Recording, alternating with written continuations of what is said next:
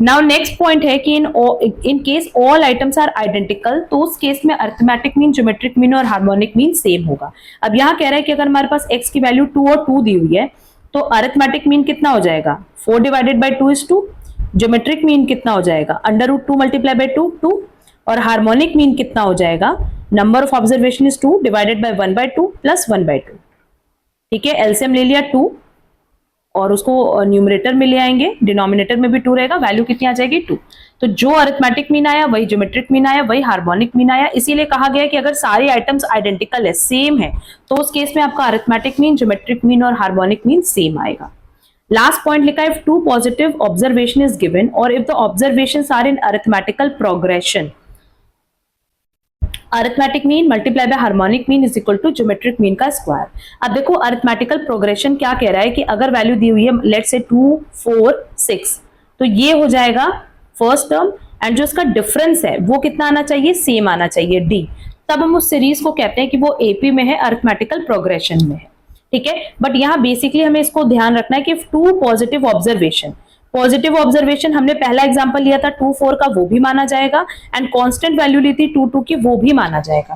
कह रहा है कि अगर हमने x की वैल्यू कुछ भी रखी है, 2 पॉजिटिव ऑब्जर्वेशन है, तो उस केस में arithmetic mean multiply by harmonic mean किसके बराबर होगा, ज्योमेट्रिक मीन के स्क्वायर के। अच्छा, हमने जब x की वैल्यू ली थी 2 4, तो हमारा अरिथमेटिक मीन कितना आया था, 3 आया था। ज्योमेट्रिक मीन कितना आया था, 2.82, और हार्मोनिक मीन कितना आया था, 2.67। देख लेते हैं, arithmetic mean is 3, harmonic mean is 2.67। Multiply करके देख लो बेटा, 3 multiply by 2.67 is approx 8.01, and geometric mean है 2.82 का स्क्वायर, तो उसको भी स्क्वायर करके देख लेते हैं। 2.82 का square that is 2.82 multiply by 2.82, वो भी अप्रॉक्स वैल्यू कितनी आएगी, 8। तो अप्रॉक्स 8 आएगी, क्योंकि यहाँ पे हमने राउंड ऑफ में 2 डिजिट लिया है, आप 4 डिजिट लोगे तो आपका एग्जैक्ट आंसर आएगा।